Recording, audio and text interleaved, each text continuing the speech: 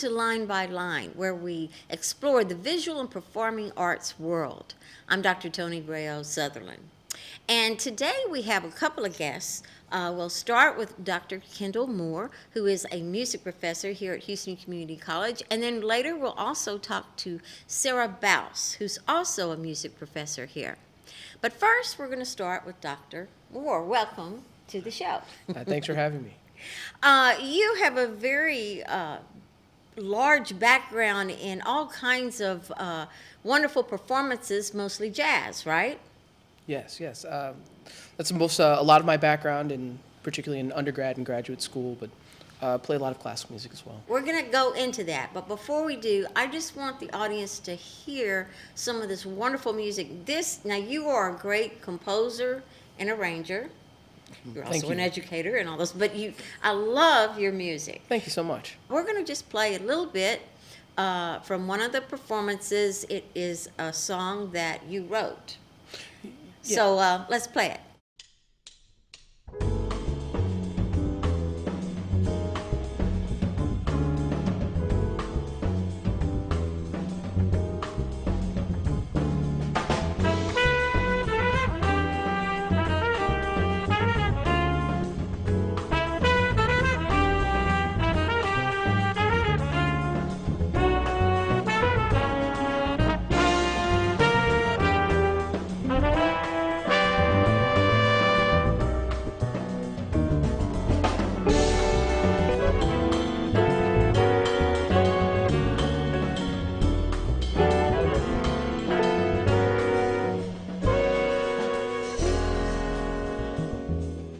That is such beautiful music. Now, what do you call that?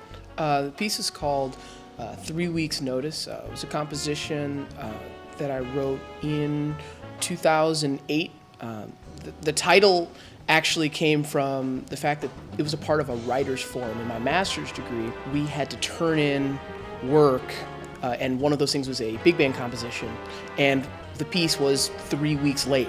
It was one of the first things, one of the first major projects I had to do, and we had 2 weeks notice before. It was a week late, so it became 3 weeks notice. Wow. So the title became a joke, but I enjoyed the composition, and they recorded it, and I was really humbled to really get to play that with that band.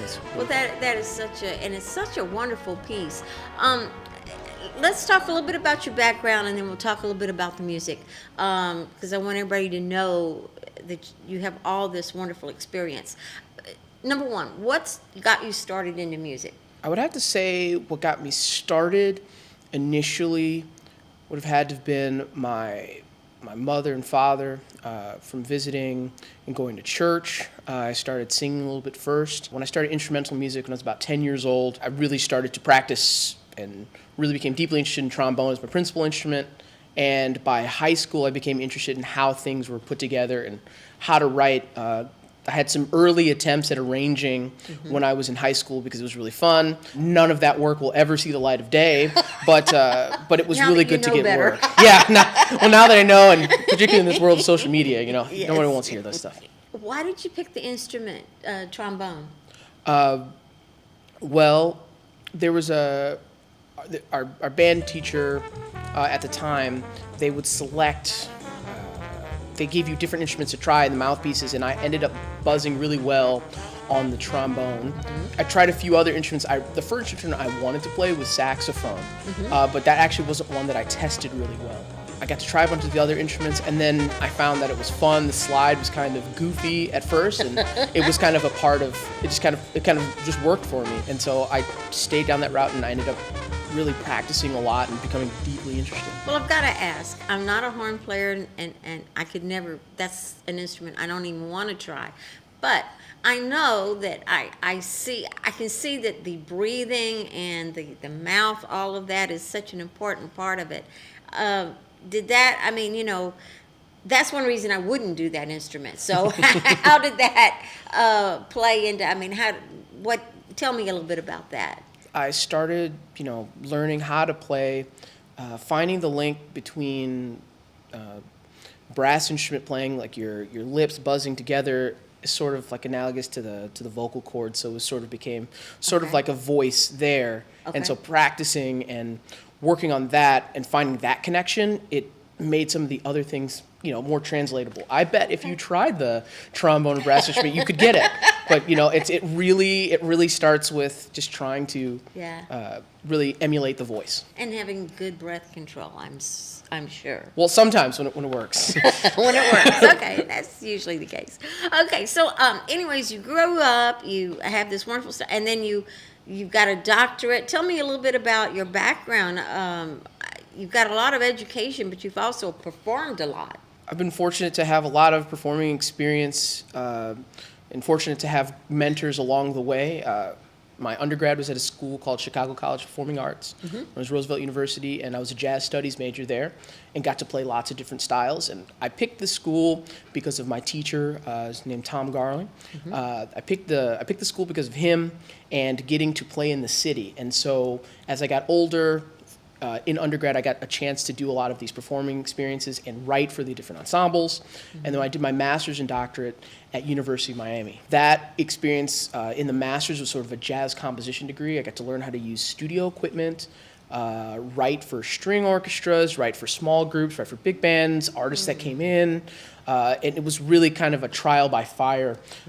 Lots of things were related to the deadlines and projects, and I felt like I was really thriving in that world, so I knew by the time I was in master's that was really what I was going to do. And when I did my doctorate, I became interested in the studying of teaching and what made things tick, what made improvisation, how to teach it and learn about the structure in that. And so that's what I did my doctoral essay on. And that's what I want to ask you about. I know of all different kinds of music, jazz is what you really majored in. Sure. Tell me a little bit about jazz. To me, it's, well, obviously it's different than the other types of music, but there's something special about it.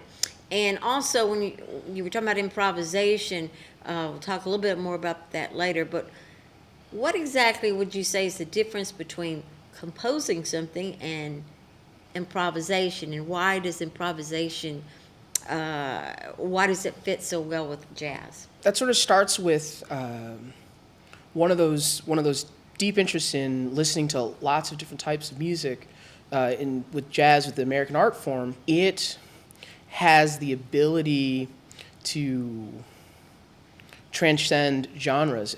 But it's also important to remember that all of the great musics that have come with American music, like jazz, all included some improvisation in them. The difference between composing and improvisation. Composing, you get to sit and thoughtfully, over as much time as you want, craft those ideas and put them to paper. But in improvisation, you're relying on the intuition and interplay with the other musicians. So you rely on making those decisions at the time. And so the judgment's different, the criteria for what sounds good is different, and what kinds of ideas that you'll play, because you're making this music with other people. I have so much more to talk to you about. But we do have another guest, and then I'm going to have you back on together. So I'll save those questions for later. But I'm going to have you right back. I'm going to have you back. So we're going to have a very quick, short break, and we'll be right back.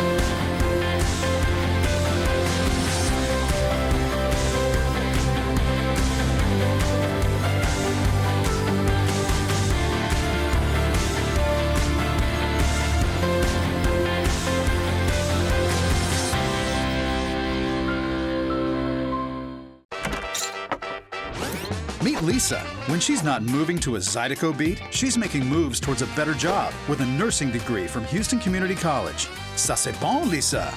HCC, for everyone, anytime. welcome back to Line by Line. Now we have another guest. It's Sarah Bouse.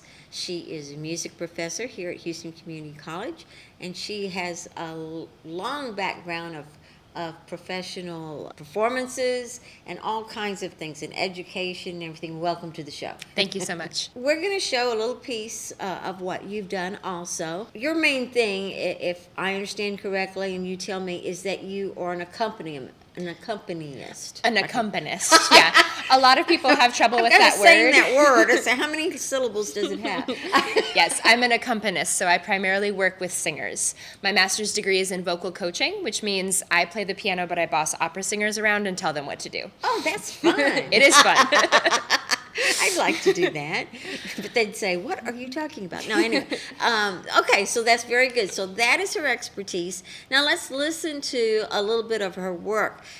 She performed at the Kennedy Center in Washington, D.C., and this is a little bit of it.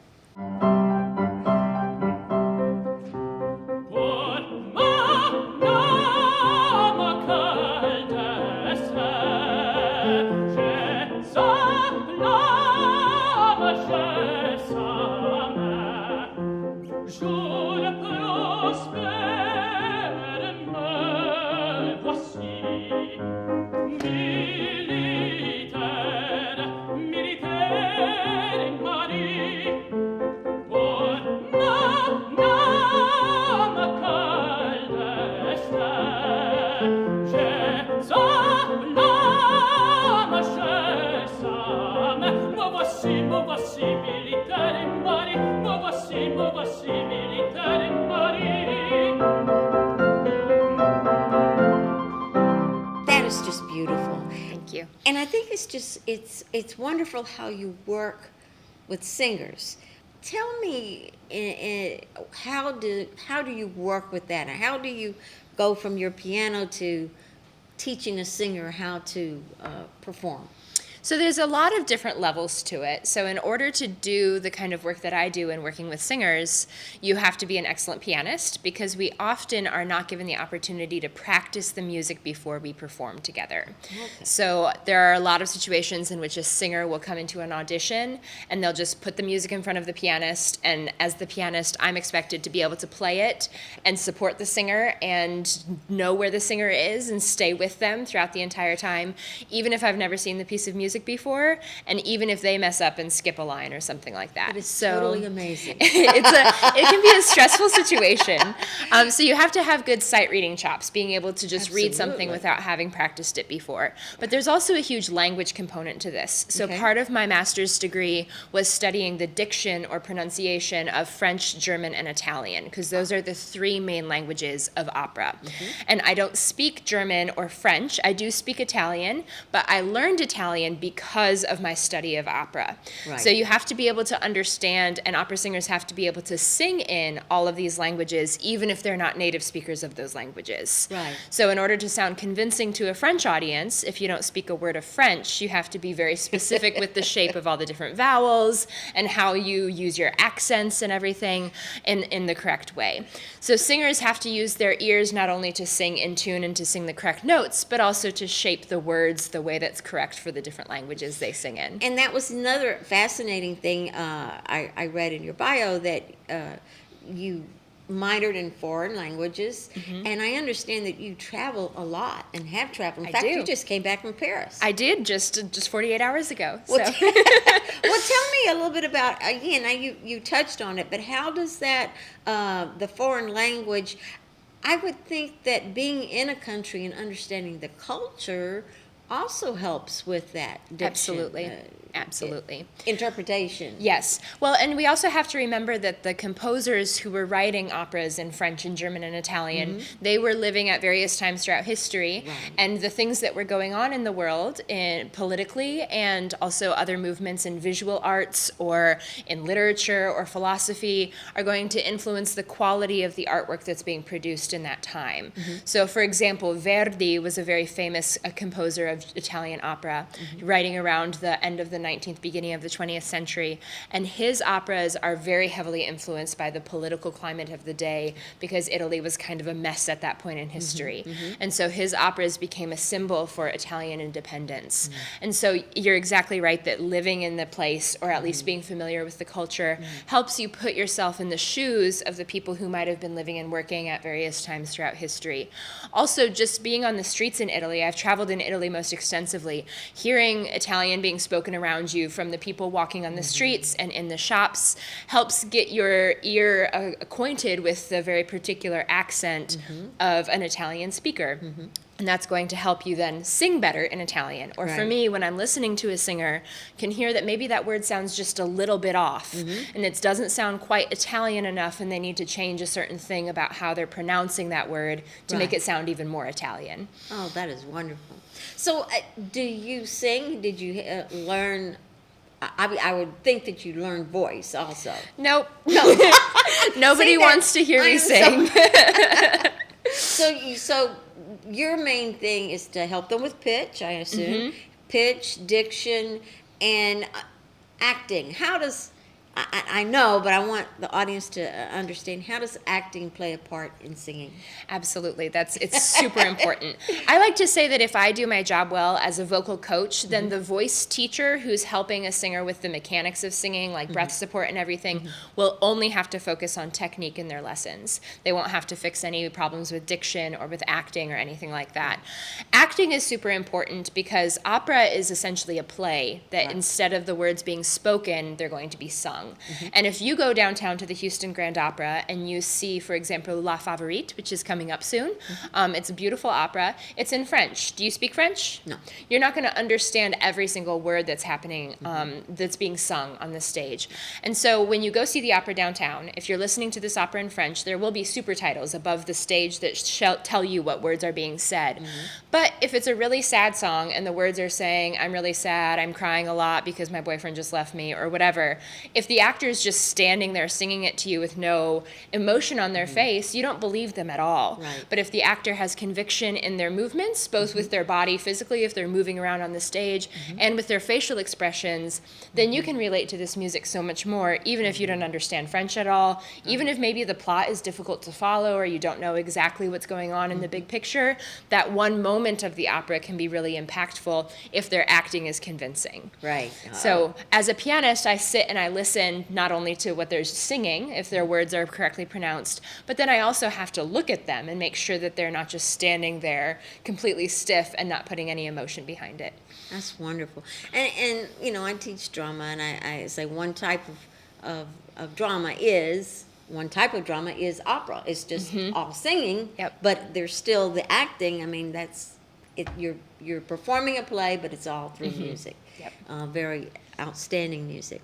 Well, I'm going to bring both you and Dr. Moore back, and we're going to talk a little bit more about the music department at HCC and a little bit more about y'all's experience. Thank you so much. We'll be back.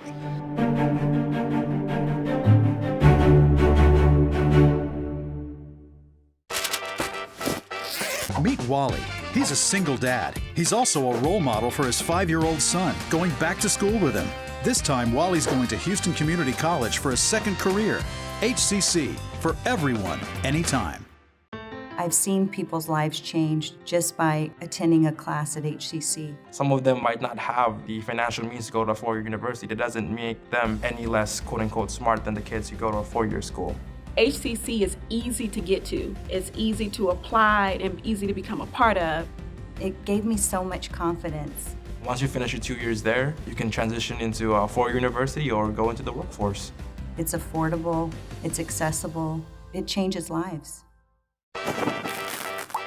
Meet Bethel. She has a passion for fashion and a need to succeed. So she's going for 2 associate's degrees at Houston Community College, fashion design and merchandising. HCC, for everyone, anytime. Welcome back to Line by Line.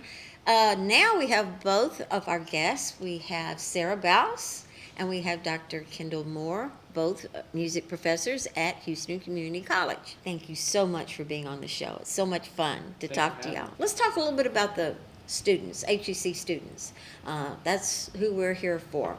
One of the things I wanted to ask you, Dr. Moore, was about digital software, audio digital software, like Pro Tools and some of the others. I know that you know those programs well. Is that something important that new musicians or whoever should learn? How would that help them? I'm glad you asked about music technology in the curriculum because as a musician, a modern musician today, we aren't just developing skills for artistry, students understanding and appreciating different styles of music. There's also, and what I'm noticing with my students here at HCC, is also it's very important to develop a skill set for practical solutions for vocation outside of school. And if you understand these music technology things, particularly if you can record yourself using Pro Tools, if you can record and write your own music using a software like Finale or Sibelius, there are a lot of things that you can do once you've completed the 2-year curriculum of theory.